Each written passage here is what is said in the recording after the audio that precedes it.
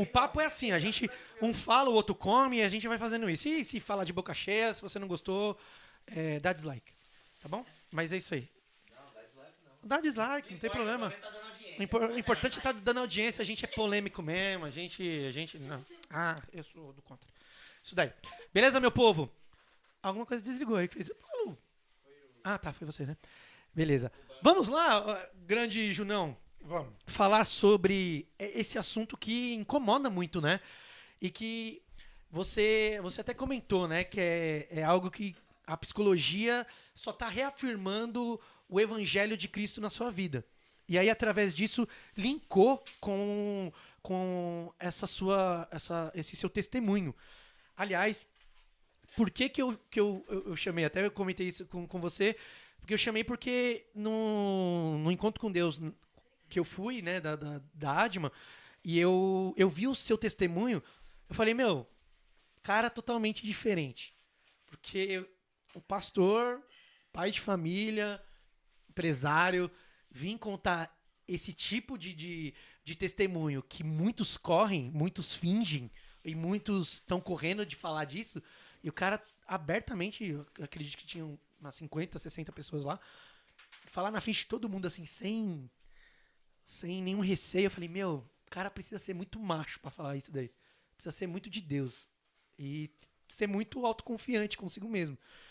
E eu falei, Bem meu, resolvido com a família. bem resolvido com a família, porque até dentro do testemunho, você fala eu lembro que você falou da família, que você quase perdeu o casamento na Sim. época e tal.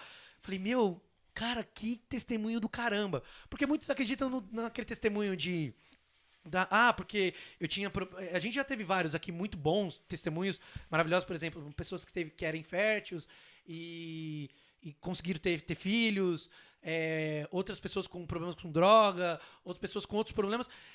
Mas esse tipo de situação muitas vezes é cobertada pela igreja. E eu falei, meu, e o cara falou isso publicamente, sendo um pastor, eu preciso trazer ele pra gente falar sobre isso. Porque tem muita gente sofrendo com esse problema. Então, fale aí pra gente essa situação que você passou. Eu vou tentar demonstrar na prática aqui na Bíblia quando foi que o Espírito Santo começou a me levar para ter domínio, para ser, no nosso linguajar, curado, né? Sobre essa influência. É interessante que não podemos deixar de pensar que o fato de eu ser curado, de estar curado, não significa que eu não seja tentado. Legal. Ser tentado não é pecado. É um espinho na carne, que talvez vai ter que sempre estar ali. Isso. Jesus foi tentado Sim. no deserto. Sim. A diferença é que Jesus não pecou. Certo.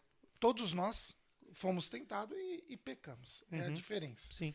Então, é basicamente isso. Então, o pecado não está em ser tentado. Tem pessoas que se martirizam por causa disso. Pô, o pensamento fica... Não para de sair da minha mente e eu sou toda hora tentado. Tá, enquanto está na mente, enquanto estou sendo tentado, não é pecado. O pecado é a prática. O pecado é exercer, sei lá. Tantos outros aí tem problemas com drogas, Sim. com homossexualismo, Sim, sim. com várias coisas. Beleza? Então eu preciso mostrar para quem está assistindo a gente quando foi que realmente... Porque teve um dia, gente, que eu realmente me senti curado. Não só senti, como senti na prática, eu tô falando. Tá? Certo. Eu senti na prática a cura, o milagre de Deus. Dentro daquilo que a gente já falamos depois da minha racionalização, da minha confissão. Certo. Ok? É muito importante você confessar aquilo que você é. É igual João 8:32, conhecereis a verdade. Isso. E a verdade vos libertará. Não Até tem o como. pastor Zé Carlos colocou lá, né? Não tem como, né? Chegarmos à libertação sem esse caminho. Então vamos lá. Teve uma vez o Espírito Santo eu ouvi uma palavra e aí o Espírito Santo começou a ministrar sobre uma palavra, sobre uma conversa de Jesus com um escriba. Certo. Ó, me permite, eu vou ler para todo mundo.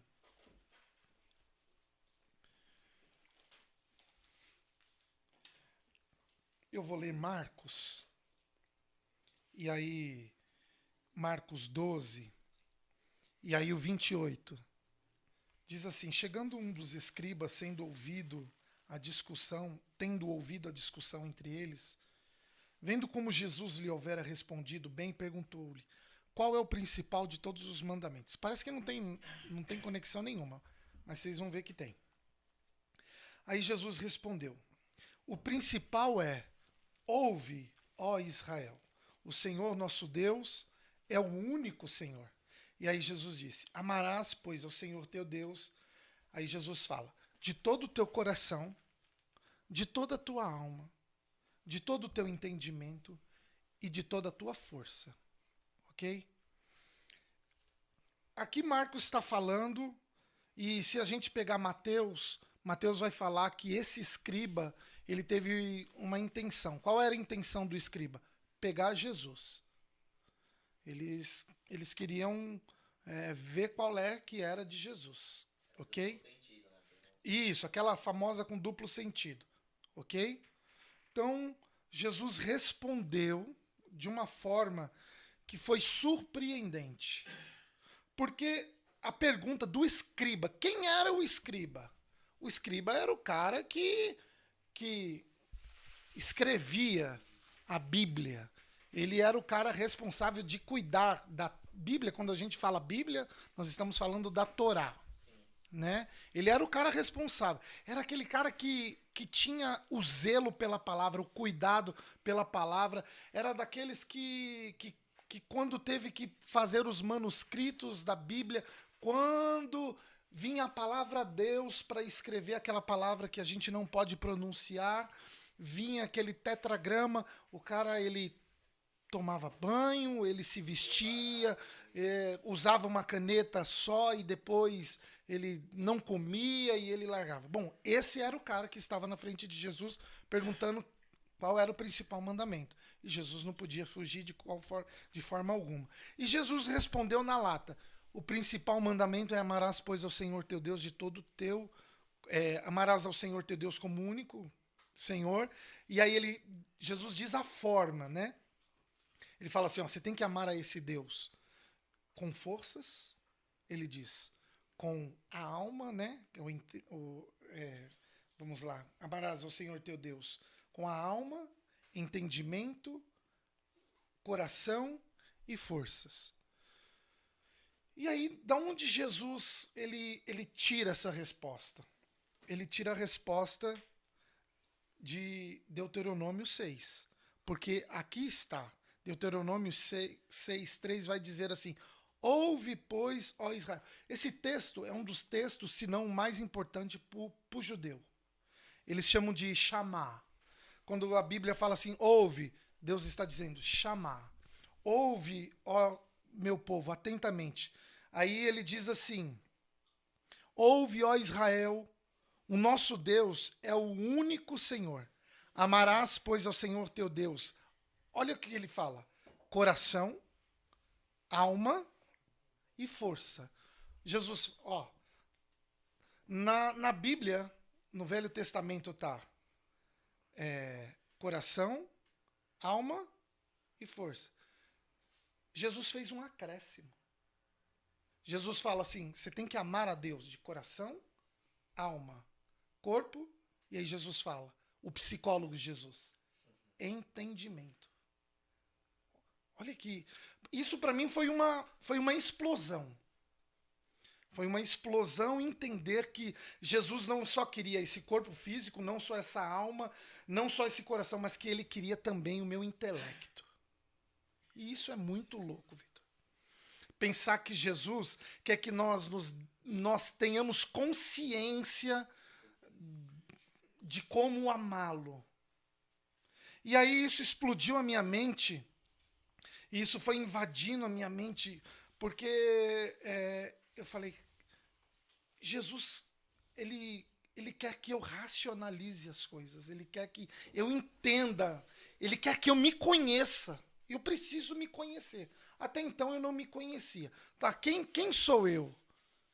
Tá, eu sou o Júnior, Paulo Valente Júnior, nascido num berço evangélico, minha mãe Assembleia de Deus, Ministério do Belém, minha mãe crente, meu pai ainda não, meu pai aceitou Jesus no fim da vida dele, mas minha mãe sempre me levou para a igreja. É muito importante eu falar isso, né? Eu, com 11 anos, fui batizado com o Espírito Santo, se a gente pode dizer assim, falar em línguas estranhas, Sim. tá? E com 11 anos também já me batizei nas águas. Exerço uma liderança desde os meus 14, 15 anos. Sempre tive um grupo onde eu tinha uma liderança. Então, eu quero deixar isso bem claro. Eu nunca deixei. Teve um período rebelde da minha vida, mas graças a Deus foi muito curto, de 9 meses, dos meus 17 anos. Aí a gente faz assim, quem nunca? Mas assim, foi muito curto. O meu foi que nem na mão, só foi 7 O Naman aqui foi 7 vezes. Olha lá, ele bateu o meu recorde. O Naman aí sim tem 9. 7 anos ele ia, só ia. Agora, ficou uns 2 aninhos agora, tá tranquilo, né? A última vez Deus foi me buscar em outra igreja, né? Deus bateu, né? Deus bateu. Deus. Aí, então, beleza. E casei com 21 anos. Perdi meu pai. Meu pai faleceu quando eu tinha 18 anos.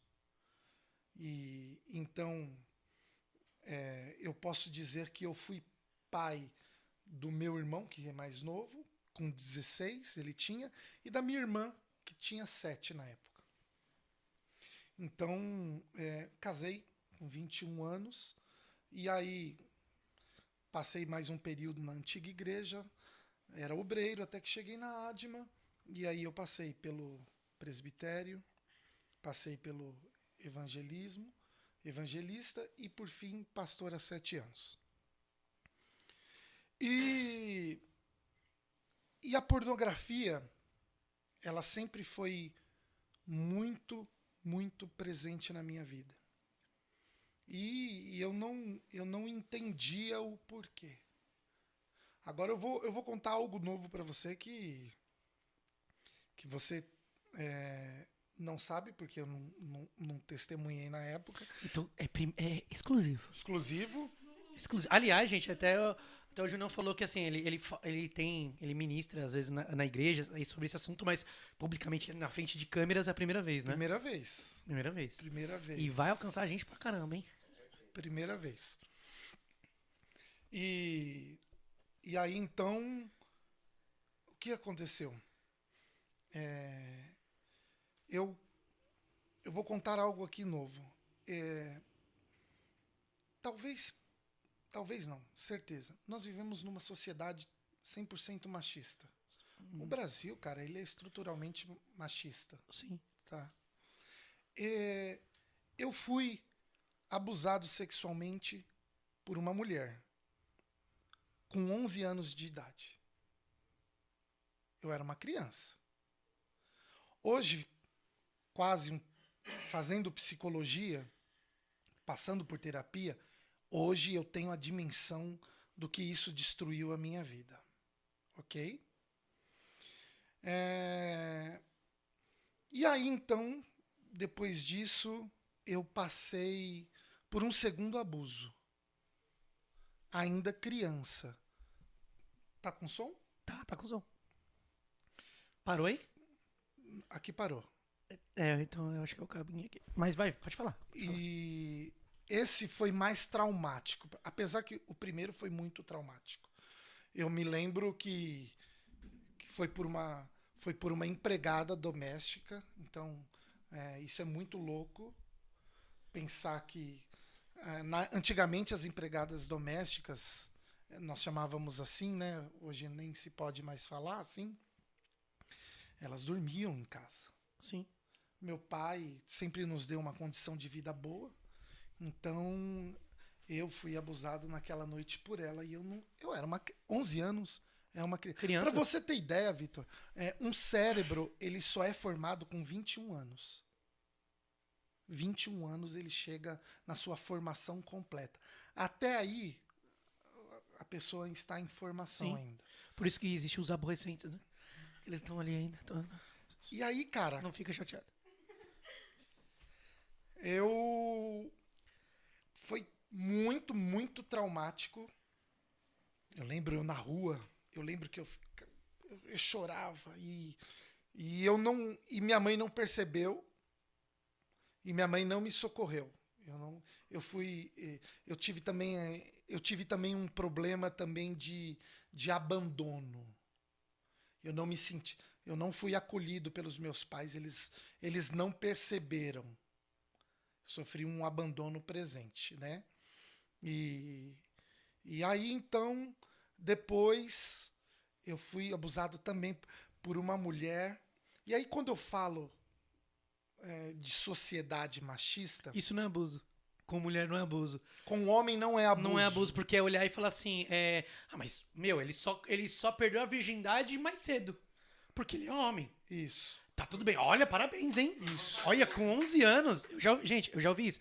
Aliás, eu tenho um caso, rapidinho, pastor, que tem uma pessoa que a gente conhece que foi abusado com 8 anos e ele só entendeu que era abuso depois de adulto, porque ele parou e falou: Meu, eu sempre achei que eu tinha perdido a minha virgindade, porque eu era homem. Eu tinha 8 anos. Isso. E isso é totalmente errado. É uma criança, cara. E depois eu sofri um abuso por uma pessoa bem mais velha, muito mais velha, dos 13 aos 16. Eu ainda era criança. 3 anos consecutivos? 3 anos. Cara, foi o período mais devastador da minha vida. Onde eu via, e aí eu espiritualizava. Olha, isso é interessante também, creio que eu nunca nunca havia falado. Eu via demônios. E eu achava que eu tinha visão. Eu via muitos demônios. Só que eu não entendia que eram os meus demônios. Eram esses traumas. Seus medos. Esses medos. E que a terapia que me... Cara, eu estou falando de 1 ano, 2 anos atrás que eu tive essa consciência. Que você entendeu. Que eu entendi. Porque até então, quando eu chego nesse consultório e aí converso e aí começa a ser puxado de mim, eu tenho esse pensamento. Eu não sou uma vítima. E eu era. Hoje, quando eu vejo a minha filha, quando eu vejo o meu filho, eu vejo o quanto eles são crianças. Eu não tinha ideia. Hoje, com 43 anos. Te adultizaram, né? Isso. Você tinha 11, pegaram você e colocaram você para uma vida acima de 18. O que nós temos que entender é que a mente precisa estar preparada para ter relação sexual. Ok? Se a mente não está preparada para isso, vai ser traumático. Eu casei com 16. Se a mente não estiver... Vai ser traumático. Mas foi meu esposo. Vai ser traumático. Se a mente não estiver preparada. Se não houve uma base dos pais, ok? Vai ser traumático. Vai causar problemas. Então, quando eu chego com muita vergonha e me culpando. Porque até então eu era o culpado. Que tem essa, né? Você é o culpado da sua Eu sou o culpado. Não é a pessoa que fez com você. Não é o abusador. Não é o abusador. É quem passa pela situação. Tá. E aí, então, quando eu peguei a palavra, e aí essa palavra veio no meu coração de entendimento, de conhecimento pessoal. E aí eu comecei a me conhecer. E eu comecei a ver o quanto eu era frágil. E aí, eu comecei a perceber que esse problema de pornografia, ele começa lá atrás, É, isso que eu ia perguntar. Quando que começou isso daí? mais ou menos com 12 anos. Com 12 anos. Foi depois do primeiro abuso. Foi depois do... E por que que ele tomou força? Porque eu já tinha sido abusado. Ok? Sim. Então, veja bem. Por mais que tenha sido um abuso, existe algo dentro de nós ainda que foi bom. E aí, a pornografia funcionava assim na minha vida. Eu estava buscando aquele bom. Eu tava buscando aquela situação. Inconsciente, tá? Inconsciente, sim. Inconsciente, cara. É assim que funciona. É inconsciente que funcionam essas coisas. E aí, então, o meu pai, cara, dentro daquela ideia de que meu filho é homem, Machismo, né? machismo, meu filho é homem, então meu pai me pega, me leva pra dentro de uma locadora, e eu sou daquela época que eram fita cassetes. Não tinha a internet de hoje, né? Que Cara, o acesso é muito mais fácil. graças a Deus, cara. Eu ia enlouquecer. Eu fico pensando hoje as pessoas que têm esse problema e que tá com a facilidade na mão. Eu ia enlouquecer. Aí as fitas cassetes lá em cima. Mano. Tinha uma eu não- sala, né? Eles tinham uma tinha uma salinha sa- fechada. Isso, né? isso. Não, mas antes, um pouco antes, não tinha salinha. Era em cima. em cima. Depois que eu acho que foi. Foi vindo lei, foi lei, vindo. isso. Veio o Mac, foi Aí vindo colocou a essas ideias, salinha. né? Cara, eu vivia. Qual moleque não vive O ECA, naquela na verdade, salinha, né? né? Nossa, nós vivíamos na salinha. Que loucura. E aí, meu pai, cara, eu com 12 anos. Meu pai me pegou, eu lembro, na locadora no Pracinha do Morumbizinho. Posso até citar a locadora, porque ela não existe mais. A locadora se chamava Cláudia Vídeos. E aí meu pai pegou, eu vi que meu pai me carregou, ele nunca tinha feito aquilo, meu pai me levou para dentro da locadora. E aí meu pai pegou 3 fitas cassete. Mas ele já sabia da situação? Não. Não sabia. Não, o desejo do meu pai era, vou inicializar meu filho. Eu vou, é homem, eu Meu, quero que ele seja homem. Então, tipo assim, você passou por uma situação e ele ainda, tipo, reafirmou isso em você. Isso, cara, isso. Sem isso. saber da situação. Sem saber, Certo. né? Tá. E aí você entrava lá e via as fitas lá. Não, aí eu vi que ele pegou, eu fiquei quieto, menino, fiquei quieto, né? E, pô, caramba, o pai pegou isso aí. E aí ele vira pro cara da locadora e falou assim, ó, tá vendo aqui essas fitas? Não é pra mim, não. É pro meu filho. Quando ele vier aqui, pode alugar pra ele. Cara, tava expresso, 18 anos. Pode alugar pra ele. De bairro, né? Conhecido. De bairro, aluga pra ele. Mais do que isso, cara, meu pai fez, deixou eu ter uma conta. Uma conta.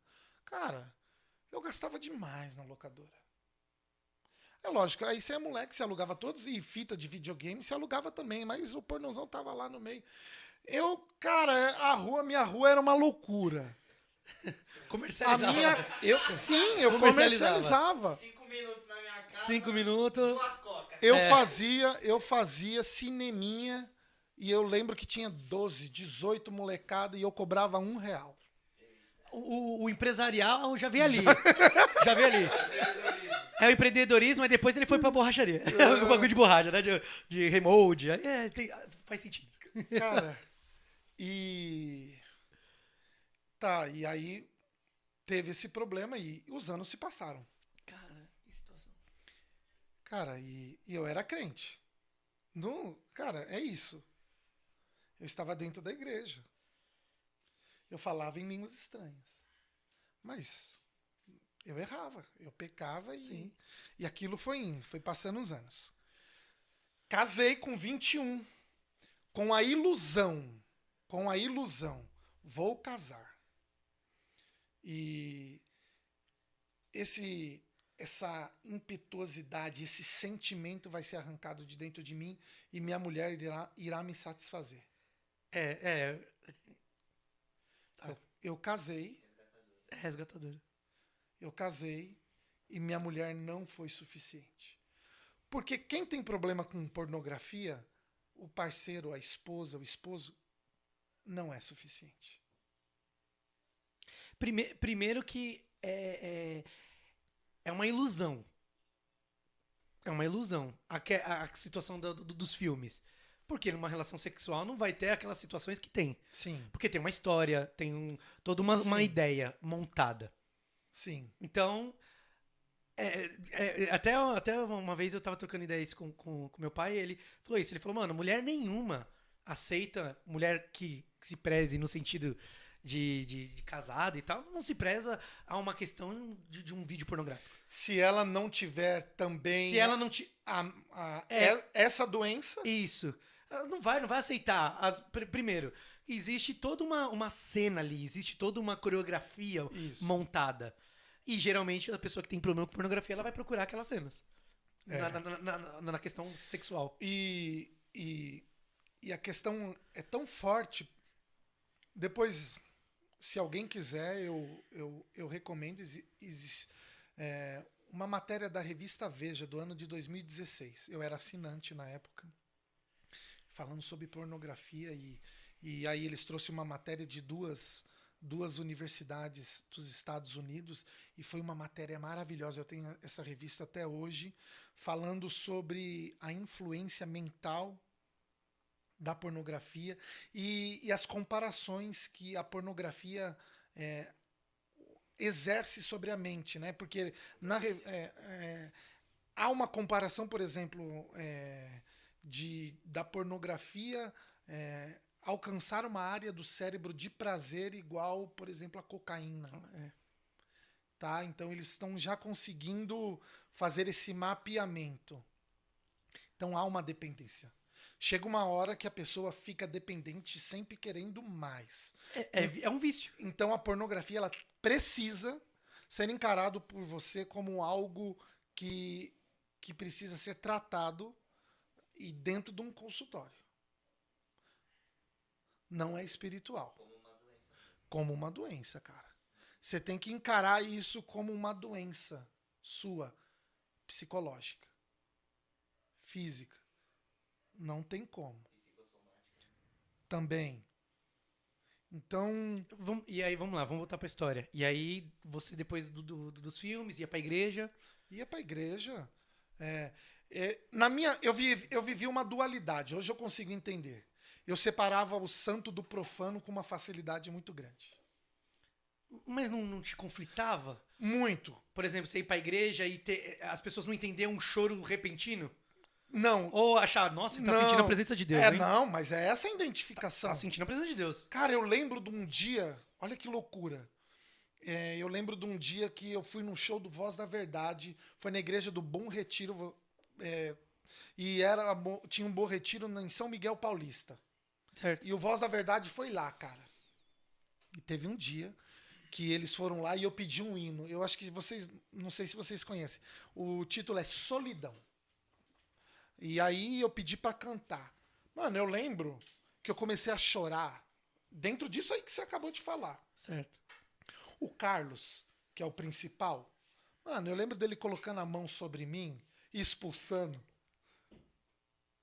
Porque entra isso aí. Sim. Ele não consegue entender. Não entendi o que era. Não entendi o que era. Porque era um choro de sofrimento. Era um choro de sofrimento. E aí entendia que era uma situação espiritual. Eu tinha 15 anos, eu estava sofrendo. Ok? Certo. Você conseguiu captar. Então, eu casei e não passou. Não passou. Eu machuquei demais a minha esposa. E ela sabe. Eu já pedi perdão e eu já fui perdoado por ela várias vezes, né? Hoje eu não tenho mais essa culpa, hoje eu não tenho mais porque realmente houve um perdão, né, da parte dela, mas ela sofreu demais, Vitor. Assim, o que você pode trazer assim dentro da questão do relacionamento? O que incomodava, atrapalhava? Chegou ao ponto, por exemplo, de ela ver essas situações com você? Cara, ela via, aí nós começamos a ter acesso à internet. eu escondia DVDs, porque eu comprava pirata. Eu escondia os DVDs em vários lugares e ela achava. Ela buscava o histórico, o meu histórico, né? E aí, dentro disso, o nosso casamento passou por um fio mesmo, né? O Espírito Santo que não deixou, Que seguro. que segurou. Ele segurou e ela não conseguia compreender. E foram anos, né?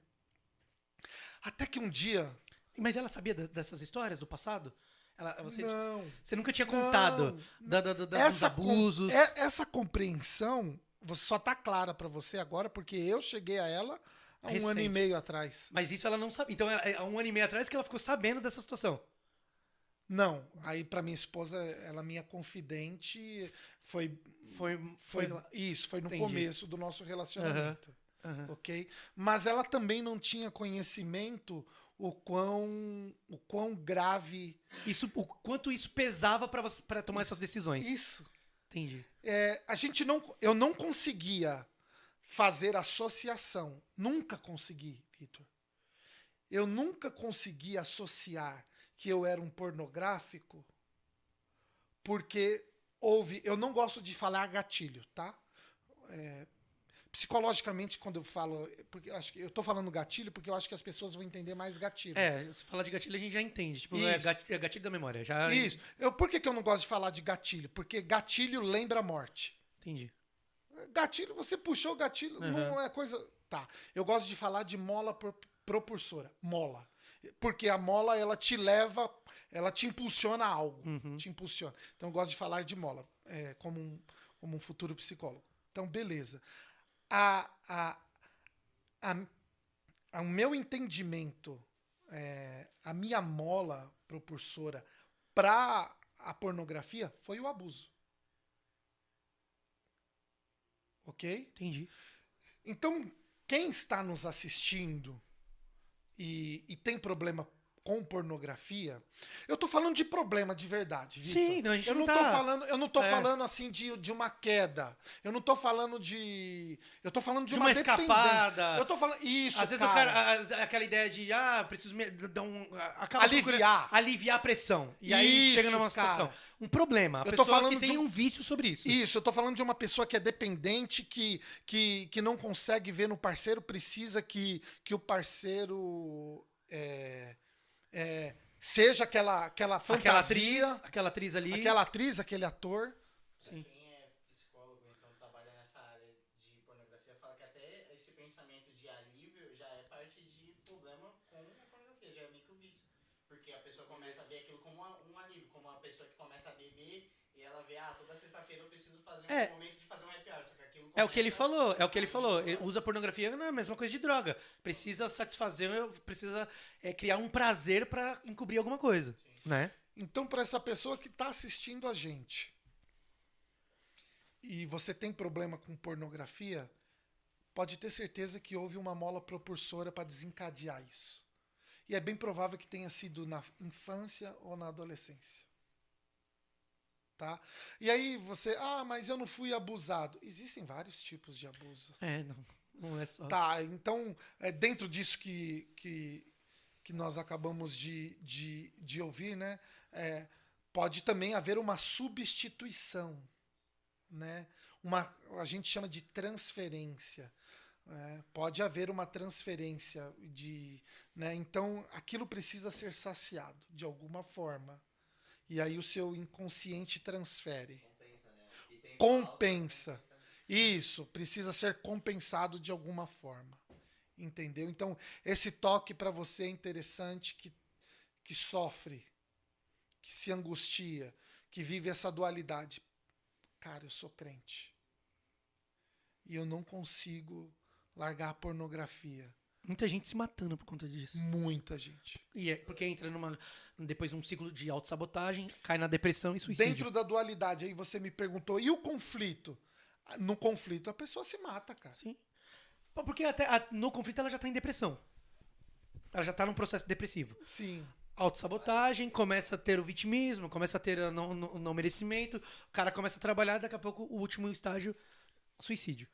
Por quê? A dor é tanta que ele precisa sanar essa dor. Ó, essa dica é muito importante para você que está me ouvindo. Eu descobri com 42 com terapia. Tá? De repente, você ainda não está fazendo terapia, mas eu já estou te indicando. Você precisa Procurar um entender médico, né? que teve um começo. Você precisa entender o começo. Sim. O primeiro passo é aceitar a situação. Né? Aceitar o começo. Aceitar o que você está vivendo. Isso. Você precisa se aceitar, se reconhecer como um pecador. Você precisa confessar. Deixar público isso. Deixar público. Cara, eu não consigo deixar pública. Mas se tem quando um terapeuta tá do outro lado, você tá deixando público isso também. Sim. Então, E a pessoa, quando ela não confessa isso, como que ela vai ser curada dele? Não vai ser. A primeira... E eu demorei para entender que eu tinha esse problema. Eu demorei para dizer eu sou. Porque a negação em mim ela é muito forte, Vitor. Eu sou hipertenso. Eu demorei para dizer eu sou hipertenso. E por que você acha que você tem essa dificuldade com a questão da negatividade? De negar, de ser um negacionista? São as minhas defesas. É o que o meu inconsciente faz para me proteger. Você acha que tem a ver com os processos que você passou? Isso te criou a ser um negacionista? Sim, com toda certeza. Criou casca, né? Foi criando cascas. Isso, nós chamamos de recalque, foi recalcado. É um mecanismo de defesa. Olha que interessante, porque como que nós entendemos o recalque? Veja bem. Nós sofremos um trauma, ok? E aí está no nosso consciente aquilo, tá? O seu corpo quer te defender. Então existe uma linha ali que nós temos de defesa. O que o seu corpo faz? Ele recalca, ele joga para baixo, no seu inconsciente. O seu inconsciente guarda. O seu inconsciente te protege. Ele não quer que apareça. Por quê? Porque aquilo te faz mal. Deixa escondidinho. Ele precisa. Aquilo te faz muito mal. E outra, você vai gastar muita energia com aquilo, né? Sim. Quanto menos energia você gastar, melhor. Sim. Então as suas defesas vão. Então, eu tenho muito disso. Aí, o que acontece? Essas defesas precisam ser quebradas. E ela só é quebrada através do entendimento. Através da ciência. Aí volta aquilo que eu falei para você. Pô, você acredita que Jesus cura alguém que não sabe do seu problema? Não. Sim. Entendeu? Então, beleza. Então, os anos se passaram. Eu lembro de eu pedindo ajuda para Rose. Eu lembro de nós sempre tivemos um papo muito aberto. Eu pedi ajuda, falar, Rose, eu não tô aguentando. E eu lembro também de vezes de eu falar, olha, Rose, eu não aguentei, eu acessei pornografia, porque era o meu modo de confessar os meus pecados também. Ela é minha parceira. E eu lembro de eu acordando de madrugada e pedindo para ela orar. Eu lembro de uma oração dela, nós de joelho, na cama, e ela pedindo por mim. E aí ela largou aquele também estereótipo de culpa, ela deixou de me culpar, cara. Quando foi aliviador, quando ela parou de me culpar, enxergou, tirou o jugo, né? Tirou, cara. E aí foi maravilhoso quando eu ouvi da boca dela dizendo assim, Senhor, cura o Júnior da pornografia, dessa doença. Ele não consegue. Foi maravilhoso eu ouvir isso. Ela me entendeu. Aquele dia nós estávamos de joelhos e eu entendi. Você procura, assim, a teologia tem a ver com isso? De você procurar um meio para tentar escapar disso?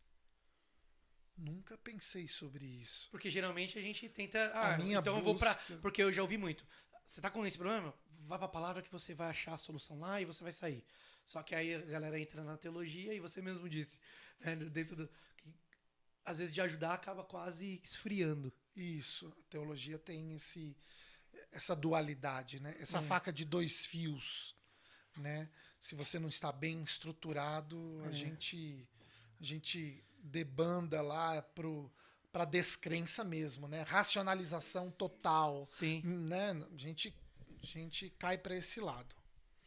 E quando eu fiz teologia, eu quase debandei.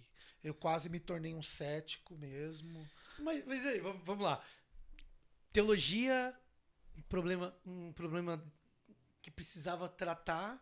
Como que fica isso? Como fica a cabeça? Dentro da igreja, você já estava ali tendo cargos. A E cabeça aí? fica. Eu não é graça, tá?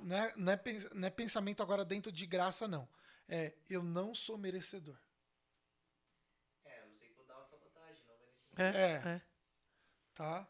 Eu não posso estar aqui. Eu não podia estar Você não aqui. se sentia digno sempre de... Nunca. Quando você subia no altar, você se sentia envergonhado. Sempre. Toda a liderança que eu exerci, cara, toda. Olha, agora me deu um insight. Da hora. Toda a liderança que eu exerci, eu fui aclamado. Eu fui posto pelas pessoas. Nunca foi eu dizer assim, eu quero. Isso vai fazer bom para mim. Eu sou bom nisso daqui, eu sei fazer isso. Vou ajudar pessoas. Eu vou ajudar pessoas. Nunca. E eu, com 21 anos, eu na Assembleia de Deus do Belém, uma igreja ortodoxa, saia, sem brinco. Usos e costumes. Usos e costumes, master. Eu exercia uma liderança de jovens. E eu lembro que quando eu fui... comecei a exercer uma liderança de jovens, eu peguei os jovens com 18 pessoas. Quando, de repente, eu fui ver, em menos de 2 anos, nós tínhamos 100. E nunca... Tanto é que eu larguei. E você largava por conta dessa situação. Com toda certeza. Hoje eu sei, cara. Naquela época, inconsciente não... Inconscientemente eu tinha... conscientemente eu tinha outras desculpas. Atribuía a outras pessoas, as situações. Isso. Mas hoje eu posso dizer que era o meu inconsciente. Certo. Sim. Isso é muito louco, isso é muito amplo, tá? artifícios pra mascarar isso. E a questão de Isso. liderança, com você com questão de submissão à liderança, devido até esse problema com o pai, Foi sempre muito ruim. Eu sempre um tive pouco rebelde. Sempre tive problemas, né? Os meus líderes também sempre foram líderes rígidos. E isso é muito louco. Muito louco. O meu inconsciente buscava por esses líderes. Cara. Isso foi dolorido para mim. Quando em terapia eu descobri que eu busquei esses líderes. Esses líderes duros, rígidos. E por quê? Quem eu admiro? Eu admiro aquele que é como você, assim. É esse cara que eu admiro. Fora da caixinha. É o fora da caixinha. Né? Hoje, por exemplo, nós temos um pastor lá, o pastor do tabernáculo, Isaías. Alô, pastor Isaías, queremos você aqui. A gente vem de lá. Cara, não tem A gente como. veio de lá. Eu admiro. Aquele homem, pra mim, é uma referência. Aquele cara é o cara que eu falo assim, eu queria esse cara como meu pastor. Hã? É o cara, né? Falar do pastor Isaías é meio... pra gente é Não, meio... eu só quero que Não, você... eu falo isso porque o cara é incrível. Não, pra mesmo. você Pastor ter Isaías ideia é demais. do que eu quero, Sim, eu do entendo. que o meu consciente quer. Eu entendo. Mas eu estou falando pra você o que o meu inconsciente me levou. A rigidez. Isso foi decepcionante. Porque até então, tipo assim, se me derem uma brecha, eu não vou saber lidar com a liberdade. Isso. Eu vou usar eu não vou usar a liberdade, eu vou usar a libertinagem. Né? Porque hoje a dificuldade é lidar com a liberdade, né? Entender que a liberdade ela vem com responsabilidades. As pessoas não entendem isso. Aí elas puxam pra libertinagem. E E aí, então, eu lembro dessa ajuda e aí, cara, os anos foram passando. Sozinho, só vocês dois. Isso, e aí, dentro da igreja, comecei a exercitar, né, a ser obreiro agora, de carteirinha, né? Carteirinha. E pornográfico. Virei pastor, fui consagrado, o óleo desceu sobre a minha cabeça e continuei pornográfico. E tinha vou falar gatilho, tá? Você vai entender. De boa. Por exemplo, tinha gatilhos dentro da igreja que te despertava isso? Ou não? Ou os gatilhos eram específicos? O que despertava essa vontade de procurar pornografia era algo específico? Não, o que no meu caso Se olhasse uma mulher bonita, já vinha na cabeça? Sim.